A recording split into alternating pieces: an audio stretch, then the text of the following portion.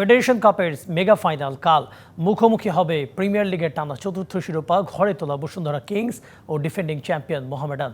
ময়মনসিংহের রফিকউদ্দিন ভূঁইয়া স্টেডিয়ামে mega final শুরু বিকেল ৩টায়। চলতি মৌসুমে ট্রেবল জয়ের দ্বার প্রান্তে বসুন্ধরা জায়ান্টরা, আর টানা দ্বিতীয় ফেড কাপে শিরোপা জয়ের সুযোগ আলফাজ আহমেদের শীর্ষদের সামনে।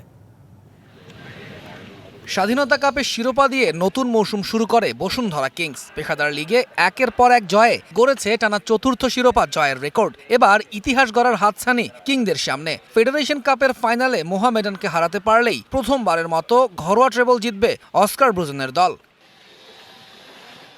ম্যাচের আগে শেষবারের অনুশীলনে তাই বেশ serious Miguel Figueira, Robson Robinho, Tapu বর্মনরা। দলের রক্ষণ নিয়ে বেশ আত্মবিশ্বাসী কোচ অস্কার ব্রুজেন। পেশাদার লিগের ১৬ ম্যাচে মাত্র ১২ গোল হজম করেছে কিংরা, বিপরীতে দিয়েছে ৪৬ গোল। মোহামেডানের বিপক্ষে সবশেষ দেখায়ও রয়েছে জয়। সব মিলিয়ে নির্ভর থেকে মাঠে নামবে কিংরা।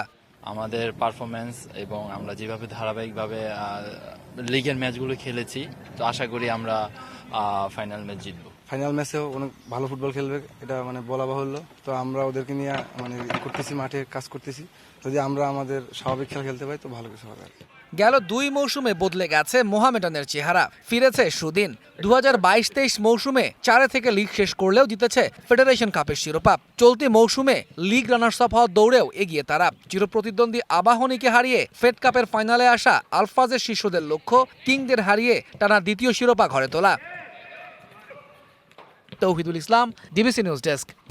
নগদে ৫০০ টাকা বা তার বেশি পেমেন্টে পেতে পারেন ঢাকায় জমিসহ ২০ কোটি টাকার পুরস্কার।